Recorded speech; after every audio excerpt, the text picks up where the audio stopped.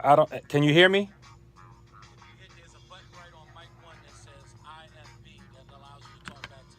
Okay. Can you hear me? Can they hear me?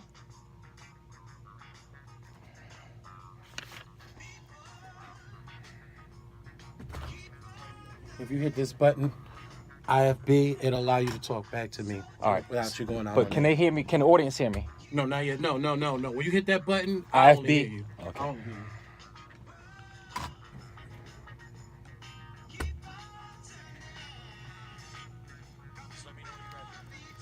Ready. Shalom, shalom, shalom. Yisrael. This is Yah. Okay. Yeah. Shalom, shalom. Yisrael. This is Yahonathan Dawid with you here again on WOLB 1010 AM. Yahweh for Christians.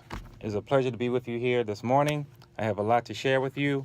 Last week we talked about identifying the problem and redefining the solution.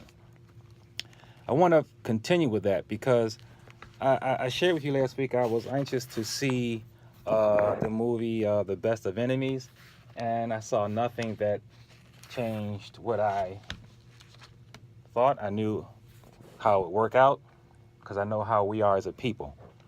We keep doing the same thing and thinking we're going to get a different result. If you look at it, it's a civil rights activist, Ann Atwater, who co-chaired a with Klan leader C.P. Ellis on they trying to segregate the schools in Durham, North Carolina. And as it worked out, of course, cut a long story short, they ended up with the Klan leader C.P. Ellis. He ended up going along with it and tearing up his KKK card and all that. And it was a heart wrenching and gut wrenching little scene, but did not sway me at all. Did not sway me at all because we still haven't learned anything. What happened? What came out of that? Today, you had white flight.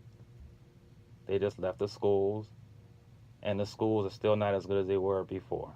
Nothing changed because we're going for the same blueprint that's given us to solve the solutions.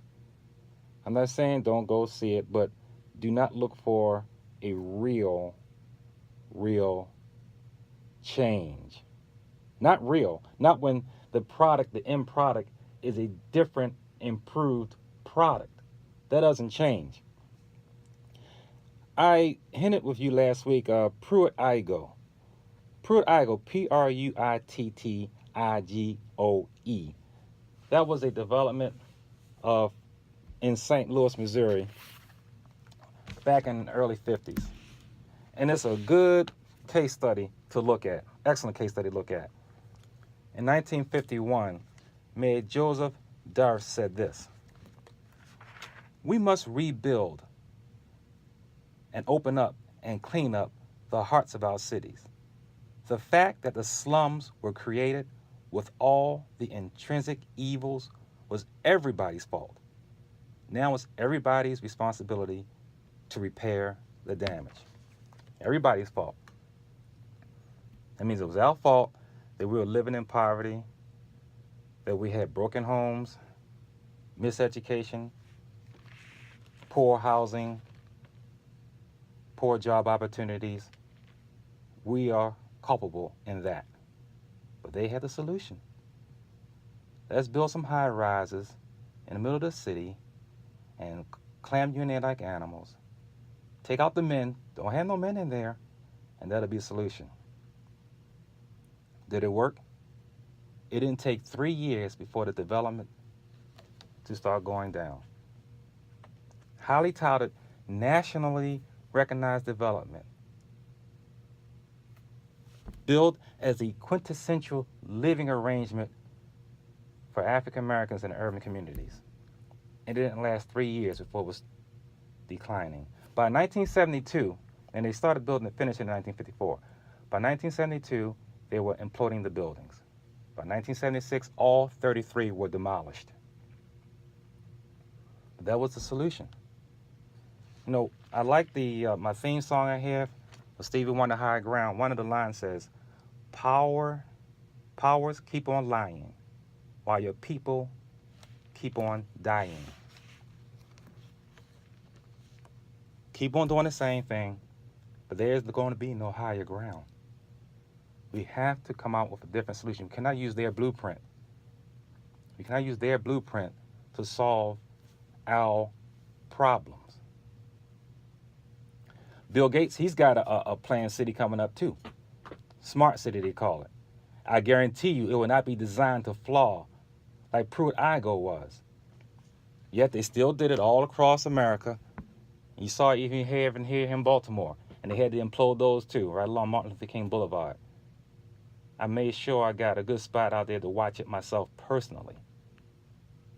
Did the same thing, didn't learn from 40 years before. It just do a new way of housing you and grouping you like animals. And now they're doing a new trick. Well, I'm not going to outline that, but they got a new trick going for you now, for where they're putting you. How about this? You can't get any job today without giving a blood offering. I don't care if you want to be a trash man, what they call sanitation engineer now. Honorable job, my father was one. You can't even get the lowest job without first giving a blood offering to have it. You want to get paid, you're going to have to give blood. And that goes not just for working. You want to go to school, you want to volunteer, even if you're just a volunteer, retirees, you got to give a blood offering to work in this system, their system, that you're fighting to participate in. A system that does not work for you, does not work for us, does not work for us as a people. Especially when they give you the solutions to solve the problems that they have made. We use that word they a lot. And it's not, I don't use it as a filler word. It has a lot of meaning to it. Every week I give you a new Hebrew word for you to learn. And that word today is Hama. Hama. They. And it means more than what your dictionary tells you. Hama is spelled with a hey, a mem, and a hey. Now, what makes it more clear is the pictographic lettering of this word. I'm going to give you a book to access that can help you understand. It's called The Ancient Hebrew Language and Alphabet by Jeff A. Benner.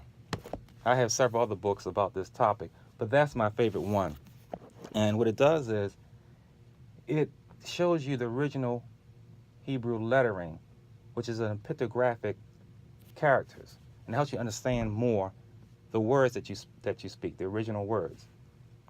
Yahweh for Christians at gmail.com, 443-306-3518. I am original words, original truth. Go down to Everyone's Place on 1356 West North Avenue to get it. So this word they, the pictographic Hebrew, is a man saying, watch out, hands up, look. The next letter is the mem, which is waves of water. And then the last letter is another man saying, watch out, wait. In the water is danger. In the water is unknown. That's historically true. Your enemies come to you from the water. War comes to you from the water. Mystery comes to you from the water. And we're told not once but twice to watch out for they. So when I use the word they, I'm not using it just euphemistically or just to fill in something. I mean what I say when I say the word they. You got to watch out for they. That's what the Hebrew word tells you. Do not take them lightly. You're not told once but twice to look out for them. So what did they do? They cause problems and give you the solutions to solve it. And you follow right behind it. And when it doesn't work, you just keep on doing it. Whatever happened, we've talked about police violence and we march and we light candles. And I was looking up the assault by the pizza worker by the Detective Daniel Nicholson. Whatever happened to that? He already was previously charged with breaking and entering, assaulting someone, and got away with that. The Civilian Review Board of Baltimore Office of Civil Rights and Wage Enforcement, they can only give suggestions. They cannot punish anybody. They go and suggest what they want. The records are kept personal and secret. You can't even get access to them. But we still think it's going to change about our militarized police system. And it is a militarized police system. And our government, our local government spend 2-3 times more on our militarized police system than it does on our education. I guess you can get plenty of education from Healthy Holly, huh? Shady dealings, and you still put trust in your local governments because they look like you? Why do you think that the feds didn't even want to get in on this, on the pseudo investigation? They already know that the police here killed them. They already knew who did it. The ruling class in Baltimore is a small, tight-knit group. And the environment allows for the culture that we're in now. It allows for the corruption from the mayor on down. This small, tight group. And your leaders do not have the power. Johns Hopkins, in this respect, Pew got $16,000 from Hopkins. $16,000, what is that? If you had to, for your life depending on to get $16,000, you can get $16,000. Hopkins has alumni that gives them hundreds of millions of dollars. But she gets $16,000 before she introduced the private police bill at the General Assembly for them, so you can get their private police force. That's like a slap in the face, and she just sucked it all down, took it. Your leadership is corrupt. The federal government knows it, the state government knows it, and it's just have a few tight people here doing the same thing no matter who you keep putting in there. Because you say they look like you, they black, that's who you vote for. No. If you want to change, David Anthony Wiggins tried to be your sheriff. Since you think voting is so the way to go, well, why didn't they vote for him? Because he had no strings attached to him. You didn't have anybody in this area who tried to really make change in a real sense since B. Gaddy died. And they tried to ruin her legacy too before she went. Tried to ruin her legacy. When anybody tries to make a real difference, you destroy them. We got more help from the guardian angels than we did from the police. Bring them back here. We'll have better results on the streets of Baltimore. Where are your recreation centers? Growing up, we had over 100 of them. I don't even think we have 40 now. But the whole city of Baltimore is set up to be, they're setting us up to accept chaos. They want us, if you go around to the city, especially on the weekends and the evenings, especially on the Sabbath, Shabbat, Friday evenings, for no reason, there are helicopters going about, not looking for anybody in particular, just going about. You see police cars driving around with their emergency lights on, sitting on the corners with lights on. Speed camera lights are flashing on you when you're not speeding. The whole area is set up for you to accept a state of readiness while you continue to go in and out shopping, continue to go on a happy hour, continue to go into the restaurants. All around you, you see dizzying and busying activity. Police cars literally flying past you, chasing after no one. Always had their lights on. Helicopters flying about for no reason, looking for no one. So you can passively see this as part of the norm of your environment. So you can go about continuing your life with all this dizzying, frenetic activity going on around you with no reason. But there is a reason. They have a reason for it. And distracting you. What about your water bills?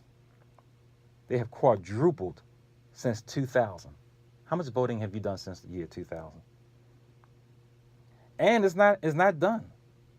Come July, it's going to go up another 30% over the next 3 years. I don't have much hope in your Water Taxation Protection Act that they have put forth. We'll see how that goes. Here's your solution. I was thinking about some of the prison systems we have, lockdown systems we have, and it was too many. I had to write them down. Let me give you this. Here's a solution for us and our people and our problems. This is Yahweh for Christians at gmail.com, 443-306-3518. Yehonathan we with you here. You got the Maryland Department of Public Safety and Correctional Services, Baltimore City Detention Center, Brock Ridge Correctional Facility, Chesapeake Detention Facility, Cumberland Federal Correctional Institute, Eastern Correctional Institution, Jessup Correctional Institution, Maryland Correctional Institution of Hagerstown, the Maryland Correctional Institution of Jessup, Maryland Correctional Institution for Women. Oh, we got you too. Metropolitan Transition Center, North Branch Correctional Institution, the Patuxent Institution, Roxbury Correctional Institution, Western Correctional Institution. This is a small state. Where's all these? Look all. I'm not even finished, and this is not all of them. And here's my favorite. Your Baltimore Youth Detention Center, 926 Greenmount Avenue. Highly touted by your Delegate Anderson, your State Senator Conway, everybody. They love it. They love it. Your little brothers, your little black boys playing basketball in their projects, looking over to trying to be the next Steph Curry, under the shadows of the Baltimore Youth Detention Center, where they are being trained to go to. But what does Stephen T. Moyer say? He's the Maryland Public Safety and Correctional Service Secretary, Stephen T. Moyer. Here's a quote. We intend to use this facility to help change the lives of our troubled youth, giving them an opportunity to get them back on the right side of the criminal justice system. Now, does that sound a whole lot similar to the quote from the St. Louis mayor in 1951?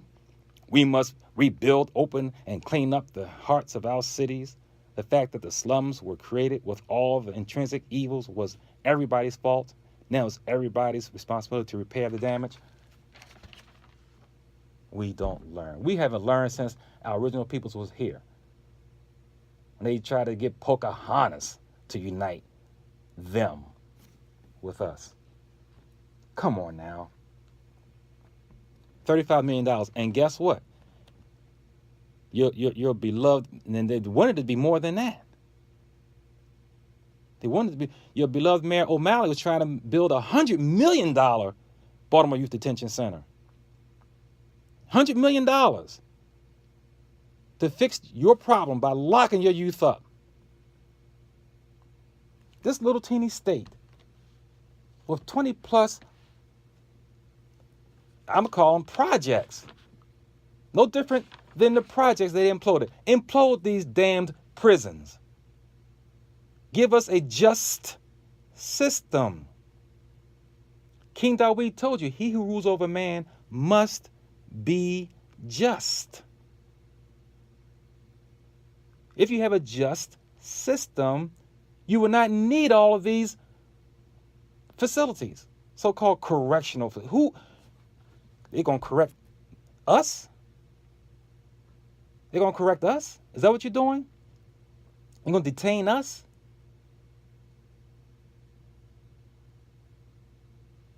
If you keep on voting, though, you keep on going out there, you had 5 black mayors. 5 of them look like you in this. And are we better? Are we better off? How many public school, the CEOs of Baltimore City Public Schools have you had? You can't even count all of them. They all look like you too. You remember Dr. Andrews Alonzo? His driver doubled his salary. He was making more than O'Malley. $195,000 just drive him around. Remember the city school budget was $64 million in debt. In 2011, I don't know what it is now, but 2011, Baltimore had the highest cost per capita for student costs in the nation. $15,483 per student was spent in 2011. Do you think you got your money's worth? Now, we should have a whole lot of people going to doctorate school, spending that much money on them. But no, they're going right over to 926 Greenmount Avenue and prep to go into all these other places. In preparation going, listen, I used to work at the penitentiary, and it was open then, and it was the penitentiary. And then I worked in the worst part of it. I worked in the south wing of it. They called me Sergeant Johnson because I didn't play. I worked in there firsthand. I know how it was in there. Imploded. Well, they closed that one, but implode them. Give us a just system. They don't want, you really don't really want change, Baltimore. If you did, Monarch Academy would still be here. They try to do a real change of our educational system. A real difference. Making a real difference. Being real. My pastor said his father used to tell him that whatever you do, pray that Yahweh make you real. So I asked him about that because I'm looking at that now. That's really a heavy statement. It's really deep to be a real person. Be a real person. A real person who's a thinking man or woman who looks at things openly, honestly. You cannot get to a solution without being honest. You have to be moral, upright, and honest. You have to look in the mirror first. You cannot be afraid of the truth. When you're being given a lie all your life without examining it, the truth is going to sound crazy to you. And I need to have an audience that is not afraid of it, because I'm going to talk about something next week. I'm going to talk because you're going to have your Easter, your Estar. Of course, we know it's a damnable holiday. You know it's not biblically supported. And I'm going to need to have people who are not afraid of the truth. Don't be afraid of the truth of your Jesus and his cross. If you can look in the mirror and say, I'm a moral person, I'm honest, I'm upright, I have no fear, then you go forward and you receive it. Following the blueprint given to you is not getting you anywhere. You know, you top Martin Luther King, but if he was here today, you think he would support your Lord God Baal Tamar community that you love? You think he would support your abortion agendas? He will be shocked at your Democratic Party today. Shocked of what you espouse and support and tout.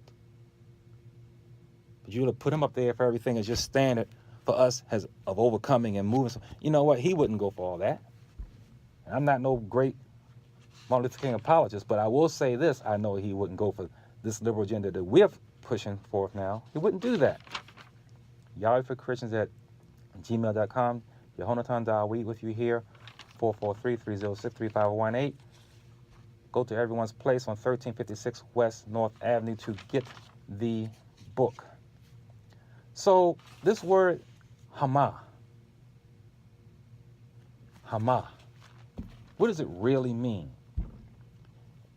The concordances, you can find it, and I have other books also, but the easiest one for you to look for and find is the Strong's Concordance. There are others. I have, for instance, a Halat, which is a Hebrew Aramaic lexicon. You have to know a little bit of Hebrew to navigate through that, and it's better. It really, really defines, it gives a history of words better. But we'll go with the Strong's. And Hama, which is what we loosely interpret as they, means a tumult, a rage, war, clamor, trouble, destroy. It's not good. It's not good. So when you say they don't want good schools for our people, they don't want good supermarkets, they're not teaching us right. Hey, that word "they" really it tells you that it's a word of destruction and hate. And why? All you're trying to do is participate in their beastly system. You just want to go to school and go to work, which is their system. And they won't even let you do that? Because their system is not going to lead you to the truth of who you are. And if you will stop identifying yourself by what they identify you as, you will have a good step on going in the right direction. Who told you was black? The same person told you was black as the same person told you was naked.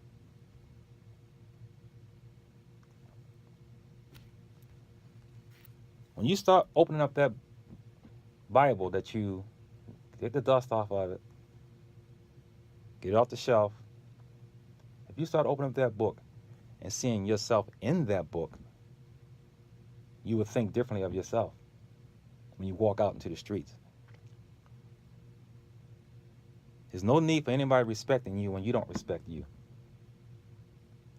If it was so cool and righteous to have your pants hang down, your butt cheeks out as a man, why wasn't your butt cheeks out in the 50s, in the 60s, in the 70s? Why wasn't it out then? Because you'd have been looked at as somebody who was gay or queer. Why is it not gay or queer now? Why is it not now? There's a classic way of presenting yourself, and that is a conservative way. No one needs to see anybody's tits and ass. No one. It is unrighteous. Cover yourselves. Respect yourselves. Be upright. Be moral. Respect yourself, or you will not be respected. Go home. Love the one you're with. Do not commit crimes. Do not fill these detention centers up. Do not feed the system.